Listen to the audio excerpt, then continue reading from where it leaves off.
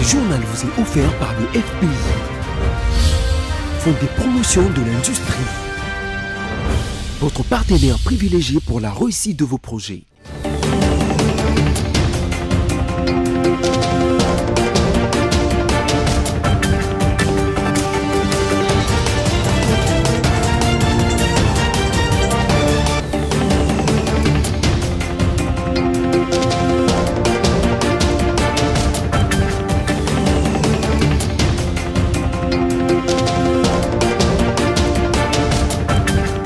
Nouvelle édition du journal sur BSC TV. Messieurs, dames, bienvenue. Le sommaire. C'est ce mercredi que le gouverneur se sont réunis à Kalemi dans la province du Tanganyika où ils ont participé à la 11e conférence des gouverneurs présidée par le chef de l'État Félix-Antoine Tshisekedi Tshilombo. Malgré la dispersion de l'activité prévue ce mercredi du mouvement sursaut national par la police, Délicé Sanga invite encore la population à une autre marche ce 14 décembre 2024 au terrain municipal de Massina dans la même commune. Bienvenue si vous nous rejoignez. Le président de la République, Félix-Antoine Tshisekedi Tshilombo, a présidé ce mercredi 27 novembre 2024 la cérémonie de la conférence des gouverneurs qui s'est tenue à Kalemi, dans la province du Tanganyika.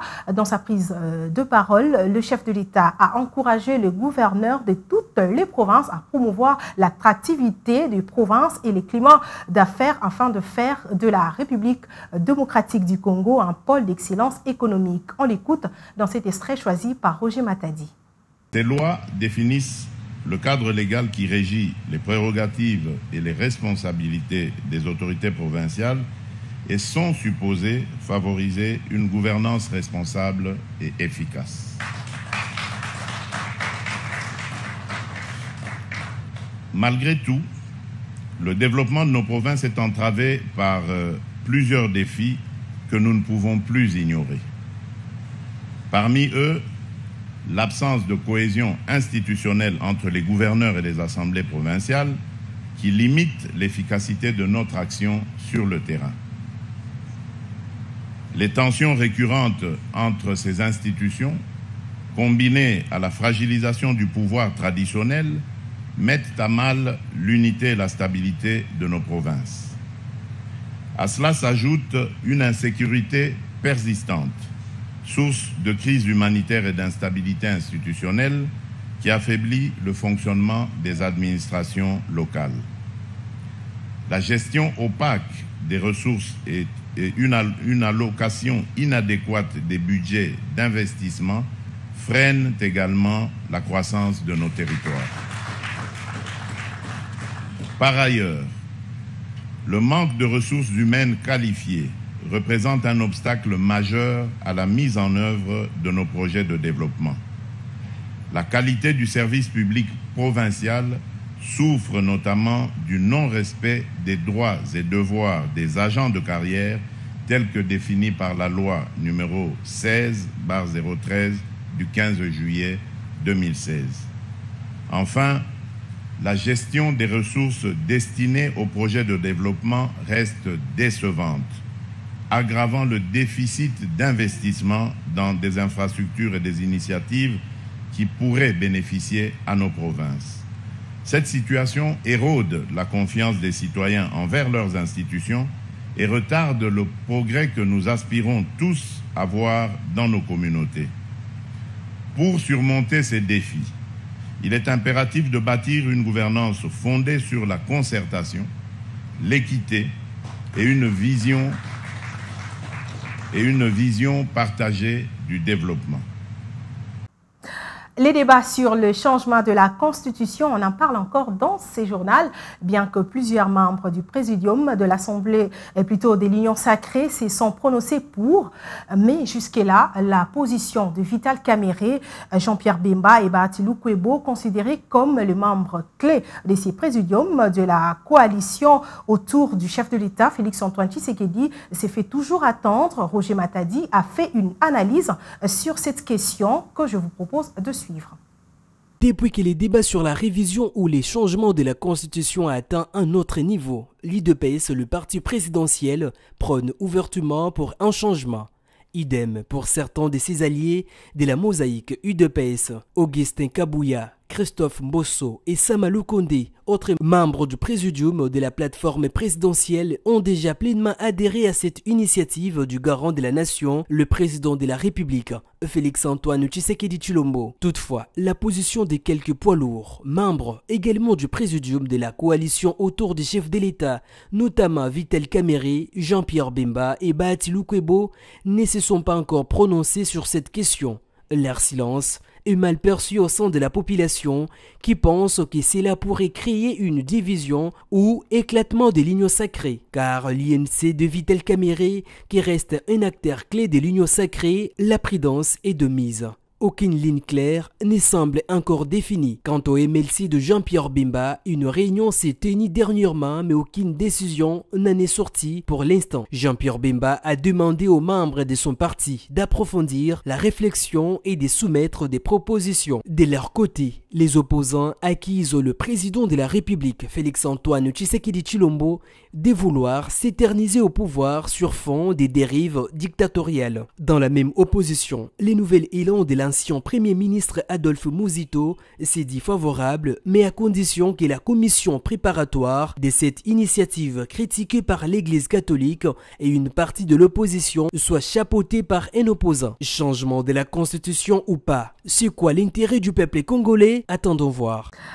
Je le disais en titre, ce mercredi 27 novembre 2024, l'activité prévue par le mouvement du sursaut national dirigé par Deli Sesanga au rond-point Gaba a été interrompue par une intervention de force de l'ordre. Deli Sesanga, président du parti En Vol et figure de proie de l'opposition à cette réforme, a été escorté hors de lieu par la police nationale congolaise. Malgré la dispersion de cette activité, Deli Sesanga invite encore la population à une autre marche ce 14 décembre 2024 au terrain municipal de Massina dans la même commune. On l'écoute. A changé de constitution pour amener sa troisième mandat.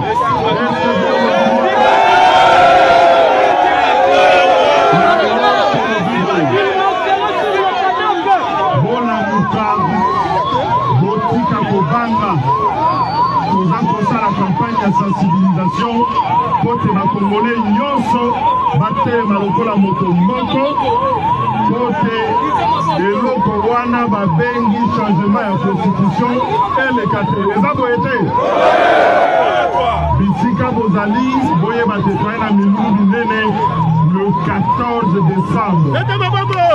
Le 14 décembre, Sursaut national toza na milulu minene tokobenga bino boya koboyoka na tina tokoboya changement ya constitution. Motokosa bino te ekozala na stade municipal ya Massina le 14 boya ebele po sosolana bino makambo matali changement ya constitution. Lelo milulu tozalaki nango ezalaki ya kokabola batracte bokontinue yango na bakartier na bino awa tokolongwa bozongi boyebisi bato oyo bayaki te le 14 baya ebele. Tout à fait autre chose. À présent, la porteuse spéciale sur le droit de l'homme de personnes déplacées et à Kinshasa a pris langue le mardi 26 novembre 2024 avec la chef de la diplomatie congolaise, Thérèse Kayikwamba Paula Gaviria Betancourt. S'est faite accompagnée du chef adjoint de la mission des Nations Unies en RDC et coordonnateur humanitaire résidant en faveur d'un plan de riposte au déplacement interne de population Bruno Georges Lemarquis.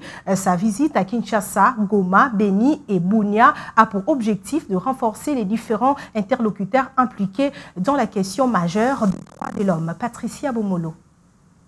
Au-delà de sa rencontre avec les interlocuteurs impliqués dans la question majeure des droits de l'homme, il s'agissait aussi de faire le plaidoyer pour faciliter l'intégration de la Convention de Kampala dans la législation congolaise. C'était en outre une occasion pour la ministre des Affaires étrangères de dénoncer la préméditation et le séquençage des déplacements des populations congolaises qui est de plus en plus massif dans l'est de la RDC, avec comme finalité les remplacer par d'autres populations ainsi que la nomination illégale de nouvelles autorités dans les zones sous occupation. Thérèse Kaikwamba s'est inspirée des origines colombiennes de Paula Gaviria Betancourt, ce désir d'apprendre des processus post-conflit en Colombie, mais également celui de tisser des liens culturels avec ce pays qui présente plusieurs similarités avec la République démocratique du Congo. Pour rappel, la rapporteuse spéciale sur les droits de l'homme des personnes déplacées est en séjour de travail de 6 jours et prévoit de quitter la RDC par Goma pour s'imprégner de la situation préoccupante des déplacés victimes des multiples conflits dans la partie orientale du pays. Après sa tournée d'inspection, le gouverneur de la ville-province de Kinshasa, Daniel Bumba Lubaki, est déterminé à transformer les visages de la capitale congolaise. L'autorité urbaine a visité plusieurs chantiers en réhabilitation et a décidé de lancer une dizaine de chantiers de route. Sylvie Dia nous en dit plus. Pas moins de 17 chantiers de réhabilité ont été lancés par le premier citoyen de la ville de Kinshasa, Daniel Bumba Lubaki. Ces travaux devraient s'achever d'ici février 2025, vont permettre de remettre en état plusieurs artères clés de la ville, notamment celles situées autour du marché central. Ce dernier, qui fera l'objet d'une inauguration à la même période, devrait également contribuer à dynamiser le commerce et à améliorer les cadres de vie des Kinois. Ces travaux de grande envergure s'inscrivent dans une volonté de répondre aux préoccupations des Kinois en matière de mobilité. En améliorant le réseau routier, les autorités provinciales espèrent fluidifier la circulation et réduire le temps de trajet. Avec la réhabilitation de son réseau routier, Kinshasa se prépare à un nouvel avenir, une ville plus moderne et plus fonctionnelle. Ces projets ambitieux, soutenus au plus haut niveau, devraient permettre d'améliorer la mobilité urbaine et de redonner un nouveau souffle à la capitale de la République démocratique du Congo. Dans le même chapitre, le vice-gouverneur de la ville-province de Kinshasa, Edi Ieli, a déposé au bureau de l'Assemblée provinciale le projet d'édit budgétaire pour l'exercice 2025, chiffré à 1,145 milliards de dollars américains. Il s'agit du budget adopté par le Conseil de ministres extraordinaire le vendredi dernier. On l'écoute. Donc, à l'Assemblée provinciale de Kinshasa, politique budget, budget aux autres de la Kinshasa. Tout un budget où l'endroit est sécurité et pas une autorité provinciale de la Kinshasa pour voter yango, pour proclamer, pour prendre la plénière, pour défendre yango, et on dit politique budget.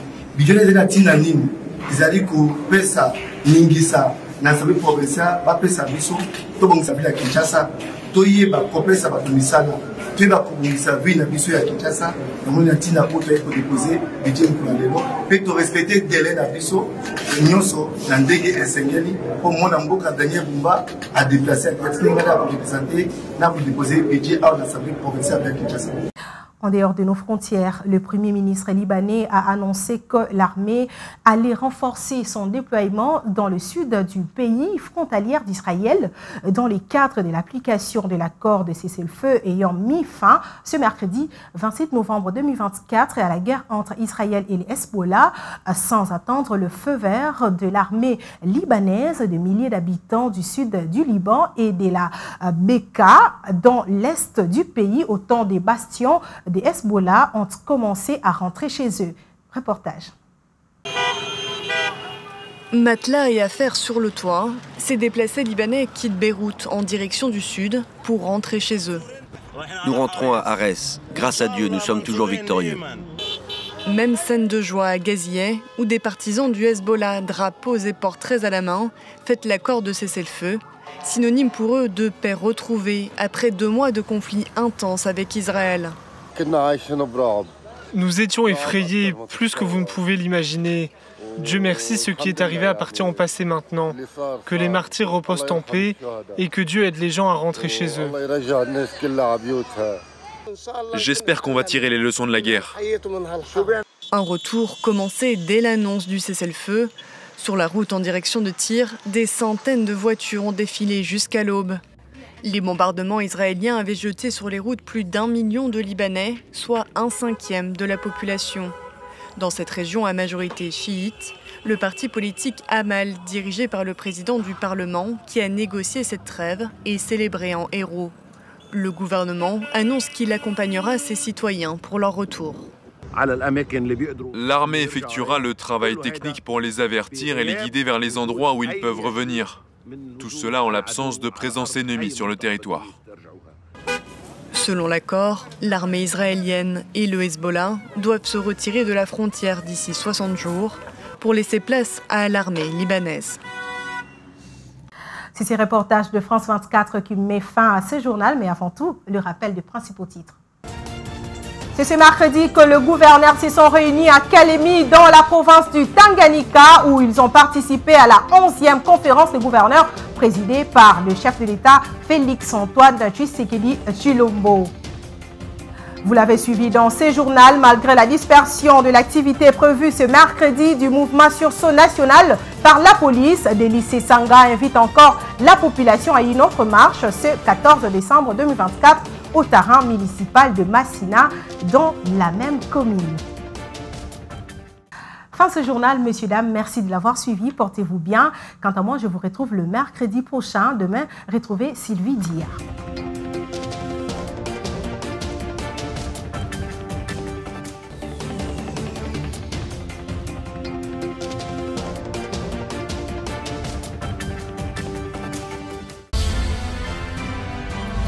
Ce journal vous a été offert par le FPI, Fonds des promotions de l'industrie, votre partenaire privilégié pour la réussite de vos projets.